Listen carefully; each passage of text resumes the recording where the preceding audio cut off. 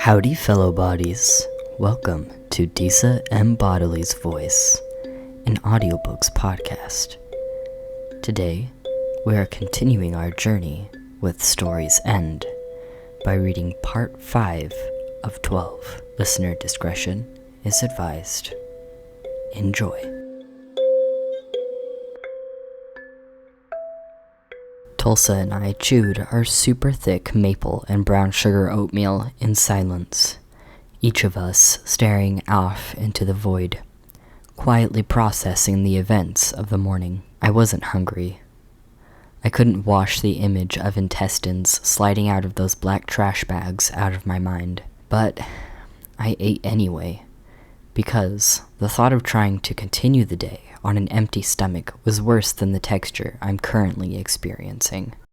So, we clearly need to escape, Tulsa said, leaning to the left and looking past me as she chewed. I looked over my shoulder and past the open door into the hall. Lauren was having a mental breakdown in the hall, surrounded by the other two remaining girls. They were trying to calm her, but she was in hysterics. I frowned disconcertedly and turned my gaze back to Tulsa. I feel bad. Tulsa shook her head. There isn't much we can do. We have to save our own hides. I took another bite of oatmeal. Well, how do you propose we escape then? I asked, standing up and wandering to the window. It couldn't be opened, and you couldn't see out of it on account of the glass being foggy. I'm still thinking about that. Maybe there's a control room where we can open the gate? Tulsa pondered, putting our bowls outside the door and closing it softly. That would make sense. There's no way they don't have cameras all over this place. I bet we could see who's behind all the murders and record it. That way, when we come to the police, we have evidence. I mused, stretching out on the bed. The lack of sleep from the nights previous started to hit me, now that my belly was full, and I had a plan. Tulsa laid down next to me, and curled up with a sigh. When we wake up, we should go snoop around and see if we can't find something. She yawned, and put an arm around me, burying her face into my wide shoulders. I looked down at her, that curious feeling in my stomach again. Brantley still had not received any messages or calls that I had attempted to make. I'm sure he thought I was ghosting him. I yawn. What would a future with Brantley look like, anyway? I think to myself, closing my eyes and drifting off to sleep. When we woke up, it was about midday, judging by the light. The hall was quiet, and it almost felt like nothing had happened. I was just being spooned by a friend in a weird building. Tulsa and I peeked around the doorway. Nobody was out in the hall. So we were in the clear, armed with full cell phone batteries and probably more guts than we should have given the circumstances. Once we arrive at the big door that had started our time here, I pull on the handle, and the handle glows red. It grows hot, almost unbearable, and then I feel a small shock and I let go with a silent gasp. I look at my hands and wipe them on my pants. It shocked me, I whisper, surprised. Let me try, Tulsa replied, giving the door a sustained pull, with her body almost perpendicular to the floor until she dropped to the ground, waving her hands around as if to cool them off. Well, shit, I murmured, stepping back and regarding the door. Just then, the handle started to glow blue like it had when Winsley had touched it before. Tulsa and I scramble behind the nearest curtain to the right. I hold my breath, gripping the windowsill at my waist, as if I was hanging from a cliff and this was the only flimsy branch I could grab before falling to my death. The sound of the door sliding open, followed by chatter and the squeaking of the wheels on the food carts, signaled the arrival of lunch.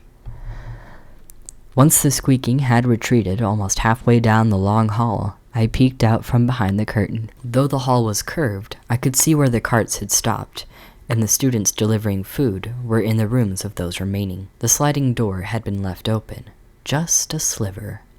Tulsa and I dive out of the curtain and quickly slip through the door, keeping low to the ground to avoid being spotted by anyone potentially at the desk. There was, unfortunately, somebody at the desk, though they were engrossed in something they were doing on the computer, click-clacking away and humming to themselves. Tulsa and I quietly crawled up on all fours, up the dark wooden stairs that curled around the desk. Once we reached the landing, we heard a scream from the woman's hall. We retreated to the shadows surrounding the doorway on the landing, in time to see a student emerge partially from the hall, hanging on the side of the door.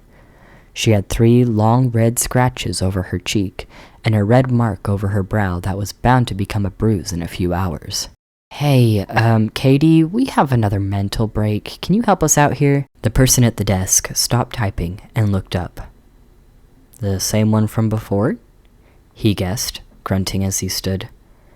Yes, Lauren. She isn't coping well." The woman at the door sighed, pushing the door wider so Katie could enter as well. "Damn, did she do that to you?"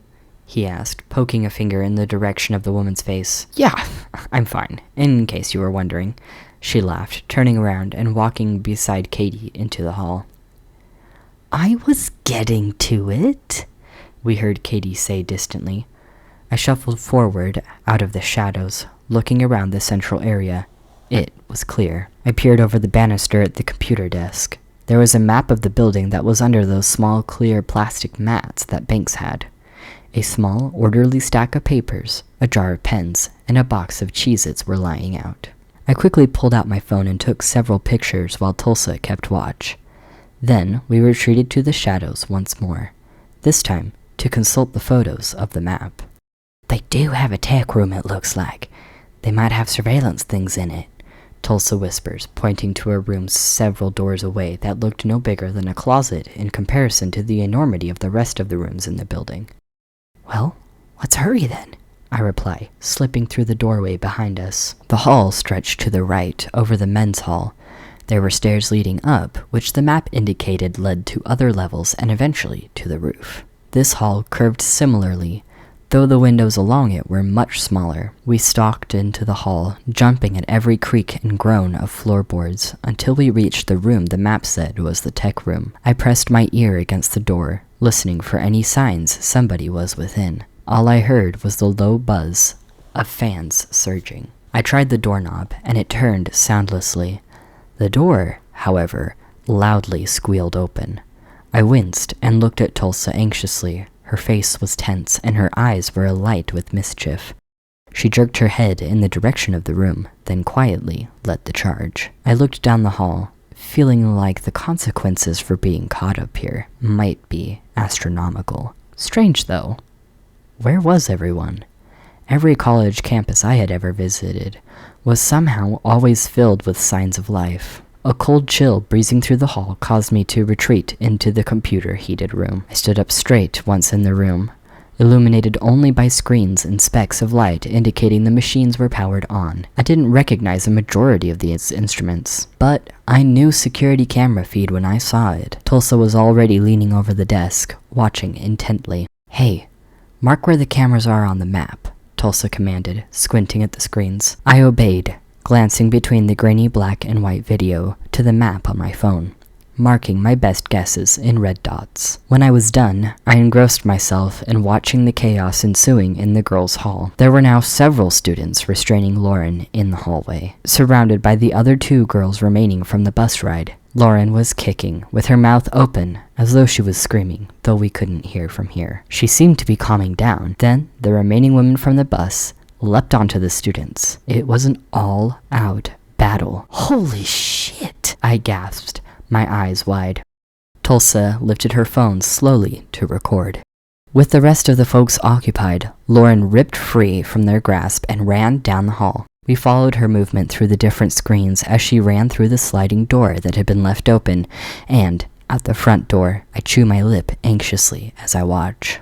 Now we will see if anyone can escape. I feel like I should be down in the hall fighting the students or even running alongside Lauren. Instead, I was hiding. I glance at Tulsa. Does she feel like she's betraying some deeper part of herself too? Some part that is made to fight the oppressing forces, to run for freedom? Right now, I'm listening to the part of myself that builds fires in the forest and makes tools from twigs. The part that survives and plays the game. Fuck. Tulsa breathes, and I watch in horror as Lauren attempts to climb the gate, but seizes and jerks around, spasming. Her hair rose a little and made a kind of airy halo around her head. "The fence is electrified," I whispered, recalling somebody mentioning that at some point. Lauren dropped to the ground, seizing uncontrollably in front of the gate. Students and fellow hall tenants rushed to her side. One I recognized as KT from the front desk began furious chest compressions, then stopped after several tense minutes. I think I just watched someone die. I fought down the vomit rising in my throat. I had no stomach for this. I turned my attention away from the morbid scene. I can't watch anymore. I'm not a survivor, or a fighter, or a hero. I'm a runner. Right now, that was the only thing I wanted to do. Run. Run far away and never look back. "What the actual fuck are you two doing in here?" the familiar voice of Katana demanded, with a whispered hiss. I spun on my heel to face her, gritting my teeth. Oh, Jesus fucking Christ. We are so dead. I mumble, struggling to come up with a good excuse or a reason as to why we were clearly in an area we did not belong. I wanted to watch from a safe distance, I finished. Kit considered this, then shrugged. I knew you were smart enough not to get involved with all that fiasco stuff. And to do it all without getting spotted. Kudos. I shifted uncomfortably. "She's dead, isn't she?" I asked quietly, gesturing to the screens behind me. "Oh yeah. Burned to a crisp. Totally fried. The gate's electrified with like 300 volts of DC current, or something like that," Kit said casually, coming further into the room. "You two had me worried. I went through all the effort to save you. I didn't want you to be the idiots involved in all of that. What's gonna happen to those..." Tulsa hesitated. "Idiots, then." "Well, they'll also die sooner or later. I don't know. We haven't had something like this happen before," Kit chirped, completely unaffected by the subject matter, as if people getting fried like bacon in a pan was a normal thing to experience on the daily. "Anyway, let's get you guys back down there before anyone notices you aren't in your rooms." I follow Kit, feeling heavier with every step. The dated, sickly pink wallpaper of the walls makes me feel like I have indeed been swallowed by the beast that is the Steel Institution. It was far too late to turn back now. I knew too much. Avoiding death was simple, it seems, but what came after tonight was an overwhelming, all-consuming mystery. Clearly, the other students lived through it, so maybe I could too. Then what? Indeed, then what? So I survive. Night after night, do I escape, or will I become one of them? Accomplices to the brutal death of innocents. An endless cycle of secrets and gore. Tulsa and I nibbled disconsolately on the toast we had been given for lunch, each of us staring into the distance, silently. I feel numb. I've been feeling numb.